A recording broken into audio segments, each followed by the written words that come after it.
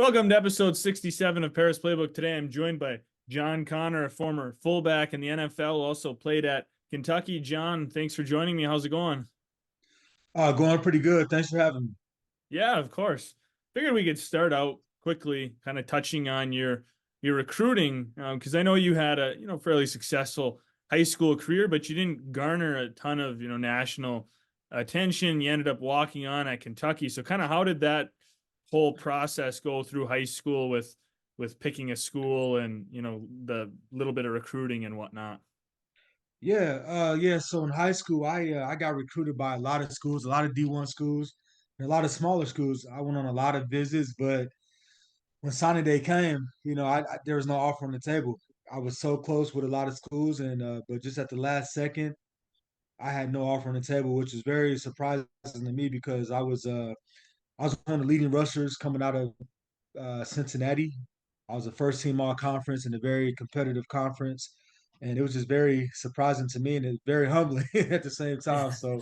Um, but Kentucky was a team that was recruiting me, but I think they were coming out of a probation and they didn't have any scholarships available, but they said, you'll have an opportunity if you come here, you can walk on and but we can see you starting here in the next year or two. So that was my decision. I have family there and that lives in Lexington and it's not too far from where I grew up. So it seemed like a good fit. Was that hard kind of mentally to deal with? Like you're talking to all these schools, you think they want you, and then when signing day rolled around, you didn't have any offers. Was that hard to kind of deal with? Oh yeah, at the time it was very hard because in my mind I was gonna get a scholarship very easy. Uh, Even though my junior year I only played about half the season, if that, just due to a season-ending injury. But my senior year was a breakout year. Had a great year, great numbers, and I thought for sure, it was one of those things that life can throw you curveballs. Yeah, exactly right. You never know what's going to happen, especially with college athletics. I mean, it's a business, and everything I've heard from talking to guys is kind of the schools are going to tell you what you want to hear, but in the end, that doesn't mean that they promise you something. It really doesn't mean anything right then and there, and it's they're Oh they're in yeah, it to that's make that's money in the end of the day. absolutely, that's at all levels. Like after high school, I mean, they'll tell you one thing, and you don't know what's true or not. So, but you just got to be Yeah, prepared for anything. Be prepared to just you got to work hard and reach your goals. So, right. It's not all gonna come easy, especially with college and professional athletics. right, exactly. So when did the nickname the Terminator come around? It was at high school, college, or pro, and people kind of started calling you that, with the same name as in the movie and Yeah. whatnot. Actually, that started back when I was playing like Little League, Pee Wee football. Okay. Because that's back when kind of that movie was starting to take off, Terminator 2, and I had a fitting play style even back then. I was very physical football player, so it was just a very fitting name. Like coaches have been calling me that since, at every single level. So and And just kind of, Rex Ryan kind of made it like very popular when I got to the NFL. So yeah, yeah, kind of stuck with you the whole time and right. always. Is it? Do people still ever like see you and say that nickname or Oh yeah, I when? still get it. I mean, it hasn't gone away. I still get called it every once in a while. It makes me feel good about myself. So Yeah, yeah, exactly. So you were drafted by the Jets. What was your kind of whole draft experience like? Going through draft weekend, or maybe just like kind of leading up to it. What were your thoughts? I mean, again, same kind of thing. Teams are going to tell you, hey, we're going to draft you and guarantee you all this stuff, but you really don't know where you're going to go or when you're going to go. Kind of a stressful, but also I'm exciting weekend. yeah, I was just kind of going through it with a attitude like just expect anything, like just work hard and like I was a guy that potentially go as early as the third round or as late as not even getting drafted. So I was just kind of going into it with just going through the process, just excited to be there, just excited for an opportunity to play at the next level. So getting drafted fifth round, that was a blessing. I was very excited just to get drafted, and But yeah, I didn't know where I was going to go honestly, so I was just looking for an opportunity just to get in some doors. So but it How helps when you get drafted, soon though. how soon after you got drafted did you have to head to New York and start doing stuff with the team? I think I maybe had a week or two, or not even 2 weeks, maybe, because we had to go to the rookie mini camp and get acclimated, and they had all kind of events for us. And then right after mini camp, we had the veteran mini camp, and so it's like uh,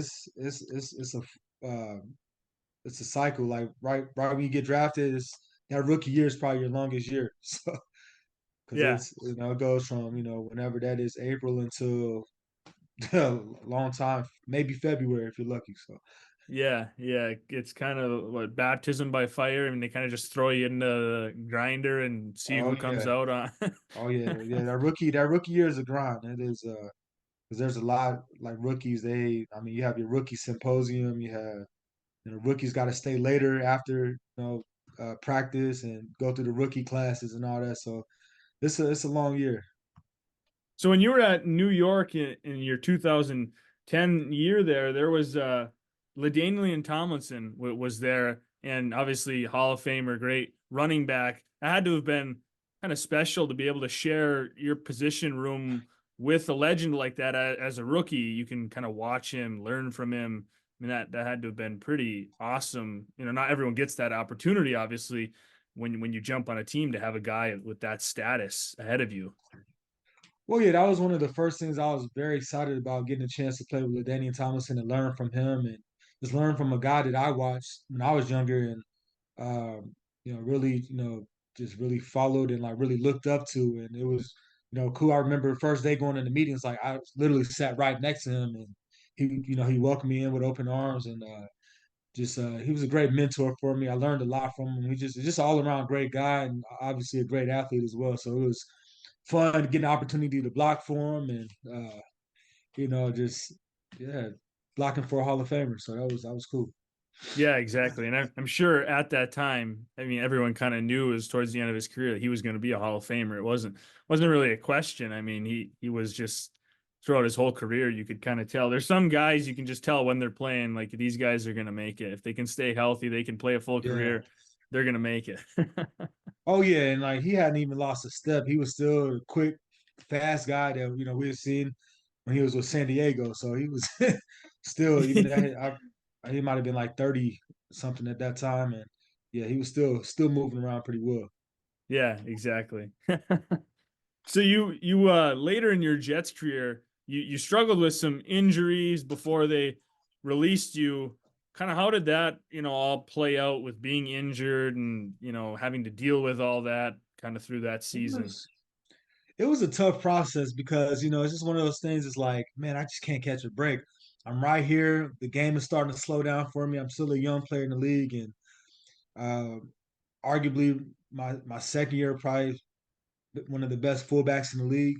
Then all of a sudden, I get injured, and obviously at the fullback position, that roster spot is that a lot of teams they need that extra roster spot. If you're not playing or producing on the team, then that's one of those cutthroat positions. Like, well, hey, we might have to release you. We'll bring you back, when you heal up or whatever. But that's just the nature of the business. It's a tough business, and it was very unfortunate. Just very sometimes it's unfair, and that's when like I dealt with that. During that time, it wasn't fun, and it was a struggle, but I learned a lot from it just as a man, like going through things like that, and it teaches you a lot about life, and it's made me a stronger person just by going through that. So I look back, I can say, oh man, I could have had a way longer NFL career if I would have stayed healthy at this time, or if this would have happened. But I think everything happens for a reason, and I went through that, and I'm good. So Yeah, exactly. I mean, everything builds you into the person that you are today. I mean, if you went back and changed it, you wouldn't be the same guy that you are now. You'd be a different guy based on how things were different. And I totally agree with you. Everything happens for a reason. In the moment, absolutely, we often don't understand why. And you can look at something like an injury as this horrible thing. It's hard to deal with. But later, you might look back and say, like, oh, actually, I came out stronger or I came out better mentally. Like you said, it kind of helped you grow as a man.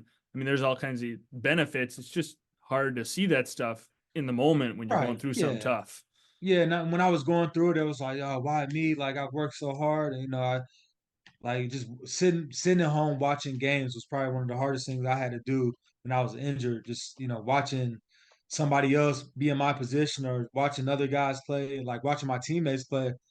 Like, man, I should be out there, and it's like there's nothing you can do about it. But like you said, it makes you stronger, and it's made me stronger as a person. So Yeah. And what you mentioned about kind of the roster, there's not a lot of wiggle room for your position. Most teams don't carry five fullbacks on there like they do wide right, receivers and all these other positions where maybe you have a little more wiggle room. It's kind of like absolutely, you said, it's cutthroat. I mean, there's a few positions on the team where there's only one or two guys. You look at kickers too. Usually there's not yeah, a same multitude of thing. kickers on a Right, team. So it's right. kind of a tough spot to be in. Yeah, especially in this day and age, we look maybe back in like the early 2000s or 90s, they might keep a couple fullbacks on the roster, but um, yeah, in this passing league now, and even when I got into the NFL, it was kind of transitioning to a more pass happy league, and most teams aren't only going to keep one fullback, so Yeah, he's got to exactly. play Right. special teams too. So Yeah, and even the running back is kind of an undervalued position now. It's not a yeah, you look at drafts and you're lucky to be a running back taken late first round, but most of the good running backs come off the board in the second and third round, and they're not getting the big bucks as other positions are, yeah, which is kind of crazy to see that we've come to that spot and kind of the cycle of the right. league. Yeah, it's not like it used to be. Like, yeah, it's crazy that now running backs are kind of being transitioned out as well. So yeah, it's crazy. The league is constantly changing. So Yeah, yeah, it's always evolving and you either yeah, evolve with it or you don't that's make right. it. Yep, that's right. So one of the other spots that on your journey, teams you played for, I really wanted to kind of touch on quick was the Bengals, Yeah, and you were there with Andy Dalton, obviously, longtime Bengal. I just wanted to mention that quick because he's probably my favorite football player. Like looking back, all time favorite football player. I just like the way he composes himself, plays the game. I think he's kind of been an underrated guy a lot of his career, and still oh for sure. currently is. I mean, off the field from a fan, he looks like he's just an amazing guy. He does a lot of good stuff for the community Oh and yeah, whatnot. So, absolutely. Yeah. what was it like to play with him? Be on the offense with him and locker room with him and whatnot. Oh, I mean, he's everything that you said. Like he is the same guy on the field that he is off the field, and even better guy off the field. He's just always, you look at like when kids want autographs, he would always stay for that. Um, just a great teammate, just a great teammate, nice person. Like if I had questions, like when I first came into the Bengals, I was a new guy, so I would ask him questions about the offense, and he was always willing to help. And it's just like he's just a good guy that a team would be lucky to have him on his team just as a teammate. And he always had perfect hair. Yeah, he did. He I did. He did it. The hair was always on point. That's Yeah, one I thing. always I remember like even when he took his helmet off, it yeah, stayed in the same spot. I don't know exactly. I how he remember did it, that but as a kid. I thought that was amazing. Like this guy's hair has always got that little flip to it, and he'd take his helmet off no matter what. He'd be out there for a yeah, it's drive. still there. You'd Yeah, think it'd be all messy. right. No, it's Nope. perfect. Nope. Stayed in the same spot. So Yeah. that's interesting how he did that. Yeah, he must have had a lot of goop in there, so a lot of hair gel. I Yeah, don't yeah. That's yeah, probably. Yeah. know. Spend an hour on it before the game, or I don't hmm know. So you bounced around a lot of teams. I also played for the Giants, the Jets again, and the Bills. You played with a lot of guys: Eli Manning, Chris Johnson, Chris Ivory, all these great. I mean, the list I could name countless. Hall of Famers, future Hall of Famers, guys that you've played with. Was it difficult to bounce around from team to team in kind of a short 5 year period?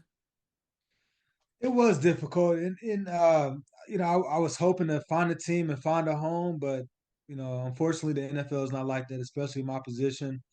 I just kind of was a guy that got in the wrong, right place at the wrong time. Got injured at the wrong time, and that's what happens. You bounce around, and things change. But it was tough, and just going to places where they already had maybe a fullback on the roster, and I had to kind of come prove myself, and which I felt I did a lot of times. But I mean, the game is it can be a little political as well at times, and when money's involved and when you become a veteran after a while, it's like, well, we can sign a younger guy that he might not have the talent, but he can get the job done for a cheaper price, and you get more expensive as you get older. But it's a lot that goes into it. But it was pretty tough, but I met a lot of great coaches in the process. I met a lot of great teammates and played with a lot of great athletes too. So Right. And, you wouldn't necessarily get to meet as many guys if you were just on one team. Not as many people are cycling through there. So I guess that's a kind of a way to look at it in a positive light. You got to meet more people and see how more guys handled themselves and watch, a lot of great athletes, like you said, perform and meet coaches and learn from various perspectives throughout kind of bouncing around. yeah, absolutely. I look at it, in a good way. I learned a lot and got. It's crazy how different facilities operate and like even down to like the meals and how the meal plan works. And I got to see a lot of that, which was cool. So you had multiple touchdowns in your career. Is there one that sticks out in your memory as kind of being the most memorable? I'll probably say my first touchdown, my rookie year with the Jets. It's funny, it wasn't the most ideal touchdown, but it counted. I got Brad Smith was at quarterback. We're doing like a read option type deal. He handed the ball to me, made a couple cuts, got upfield. I'm going into the end zone. As I'm going into the end zone, the guy on the Bills hits it out or knocks it out my arm. I'm like, oh man, it's my first touchdown. And I'm gonna fumble on it, but they actually went and reviewed it, and so it was inconclusive evidence or whatever. So they counted the touchdown. So or indisputable. What is it? Indisputable? Right. Yeah, they can't But overturn it because it's yeah, they not. couldn't. Yeah, they Yeah. couldn't overturn it or whatever. So, but it counted. It was good from the replay as well. So, Yeah.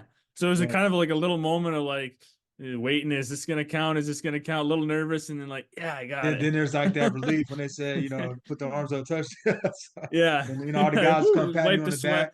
Yeah, Right? wipe the Yeah. sweat out. Yeah. Yep. Yep. Yeah. It doesn't matter how it happened. Yeah, Nobody that's other right. than Nobody's gonna you remember that. and No, yeah. exactly. Yeah. Yeah. You're probably the only guy that remembers that how it happened. Yeah. Yep. Is there any, specific games or things, looking back in your career that really kind of just stick out as some of your best memories, moments, random things? uh, I mean, there's probably a few. One that's sticking out now is getting to play in the playoffs for the first time. Coming in as a rookie, and we had that long run going to the AFC Championship. Uh, Playoff football is a lot different from everyday Sunday football. And I remember we played in Indy our first game, and just how intense it was, and just electrifying. And you walk on that field, man, it's loud, and it was crazy. So and also just playing and played in a few Monday night games, which are very cool. Playing on national TV. My first game as a rookie got to play the Ravens. I think it was either Sunday or Monday Night Football, um, and it was one of those things like, wow, I'm here, like I'm in the NFL now. So Yeah. I mean, Kind of a preseason you surreal can't moment. right, you can't really simulate that as much in preseason, but week one, that's when I really felt like I was there. Did it ever stop feeling special? Like even when you're your fifth year, you're playing in bigger games, but still like, wow, this is crazy that I'm here. Uh, I mean, the game will slow down a little bit, and there'd be times where I would kind of get in the routine, but uh, every once in a while, I would still like, just look up and like the lights and like, wow, like I'm in the NFL, you know. And I don't think there is a time that it ever got old to me because I would always remind myself on a consistent basis that like, yeah, I have an opportunity to play in the NFL. So Yeah. Yeah. I got you. So we kind of touched on this a little bit with talking about, when you were injured, there's not a lot of wiggle room for fullbacks. It's not a deep position on most rosters. It's also, I mean, kind of a low reward, but like necessary position, right? You're out there to block. You're often the lead blocker or the guy that's given the push if the quarterback's doing a sneak or, they need a hard, long, 4th and 1. You're the guy they hand the ball to. But fans, I mean, I don't even know if I could name 5 fullbacks in the league right now. Like fans don't talk about them. There's not a Yeah, lot of praise. Was that hard to deal with? Knowing how important you are to a team, but not always getting the recognition you deserve yeah. throughout your career. It's something that I was used to. Like as a fullback, you really got to enjoy doing the dirty work. You got to enjoy contact. You got to understand that you're not going to get too many carries. But when those opportunities come, you have to take advantage of it because you drop a ball or you fumble. A lot of times that might be it for the day for you. So you got to really take advantage of those opportunities. It's funny when I came in my rookie year with the whole Hard Knocks thing and the Terminator thing, and I just remember guys like, "Man, you the most famous fullback I've ever heard of," because I had so much like recognition and like, I would go out to practice and people like Terminator, Terminator, like, and I'm like, man, I'm a rookie fullback, like, people were Yeah, just very excited about me. I remember, I had people wearing my jersey. I'm like, wow, okay. yeah, something So you weren't yeah. used to necessarily. Right, right, yeah. So it was pretty cool. I had a cool experience, coming in with the Hard Knocks and um, having that opportunity. Yeah, and that nickname kind of unique, kind of sets you apart from It other does, it fullbacks who does. don't have a fancy nickname. Right, yeah. It did kind of set me apart a little bit. So So after now I'm thinking you're about it, I playing, probably should have done more with that name, that Terminator yeah, thing. I probably should yeah, have done more with yeah, that. it'd Sort of probably like a be brand. easier now. It'd probably be Yeah, easier now with like social media taking off yeah. and everything. And yeah, I feel like you could have kind of made a brand for that. You'd be selling T-shirts and like all kinds of stuff or whatever. All right, that's good. That's a good idea. All right, I'm on it. Yeah, you still could, for the I people who know, I remember. know.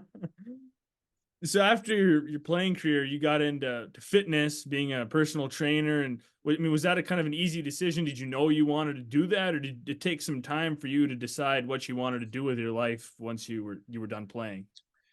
Yeah, that's kind of what I always want to do. I was a kinesiology major in college, and I always loved training. I always loved the weight room. I was a weight room guy.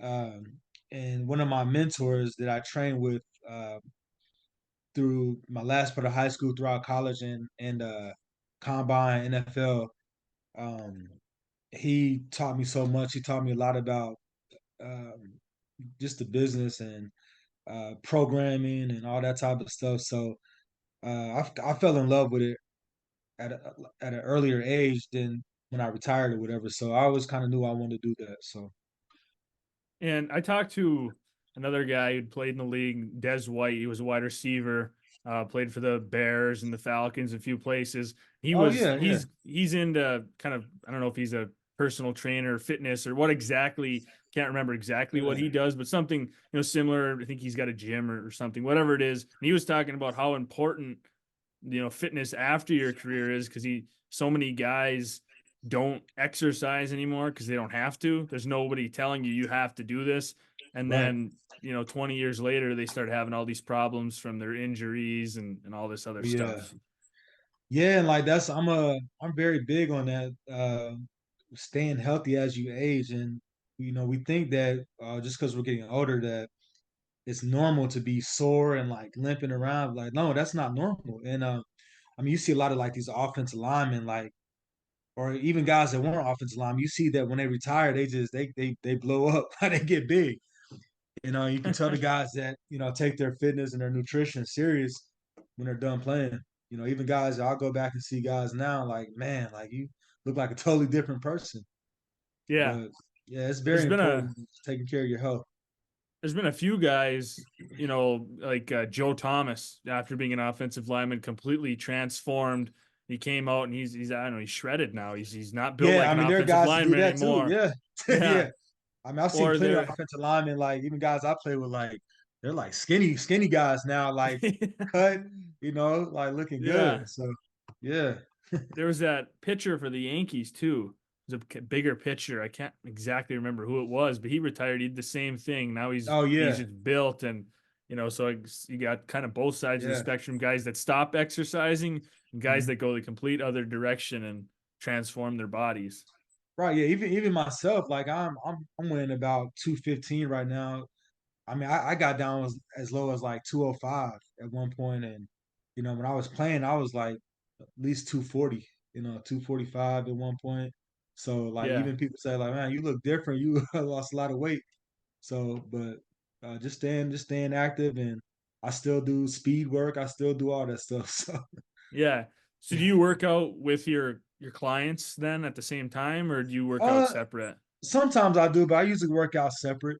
If I have like some younger athletes in there, I might hop in with them sometimes, or um, even some of my adults, I'll hop in with them sometimes to get a workout in. So, What do you think is the most rewarding part of like being a personal trainer and working with other people through their fitness journey?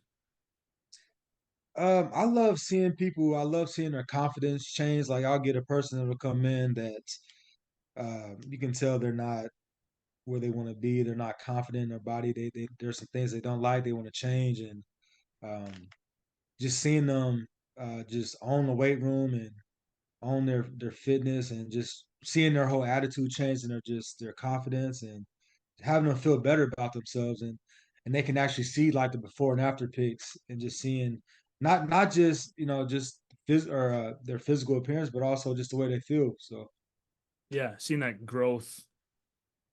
hmm Yeah, yep. definitely. So It yeah, that's can, probably my favorite part. right. Yeah. Yeah, I love it. And So seeing other athletes than, get faster too. So yeah, right. faster and stronger. So yeah. Yeah, I got you. So other than, being in fitness, what are some of your other hobbies, your big other hobbies that you like to do? I love to travel. I've recently got into hiking. Hiking's been weirdly fun to me lately. Uh I like to fish. Um yeah, I like being outside and doing that type of stuff. I mean, sometimes I'm a homebody, but I love to travel and just see different parts of the country, and just experience that. And I love trying out new foods and restaurants. Yeah. So What's yeah, but the yeah. top of your travel bucket list? Like anywhere in the world, top, I want to get there someday in life. Probably like the Maldives, what's it called, the like Bora Bora and all that. Get Yeah. one of those like those homes out in the little houses on the water. You Yeah. can just jump in the water or whatever. Yeah, the Yeah, water that's that what. looks like it's not Yeah, real when you see it in pictures. It's like so right, perfect exactly. blue and like Yeah, yeah. That's what yeah. I haven't been there yet, so that'd be a cool trip. Cool trip Yeah, you get to that go on. perfect white like beach sand that's like so pure and you hop in the water and just living life down in the tropics and Yeah, yep. yeah, be a nice That's spot it. to retire. Oh yeah, that would be. That would be. Yeah. Yeah. Well, awesome. John, thanks for hopping on the podcast. Enjoyed talking about your career and your position. The first fullback I've had on the podcast. So glad to have had Cool. you on. Hey, thanks for having me, man. Good luck with your podcast. I hope it blows up, man, and do your thing. Thank you.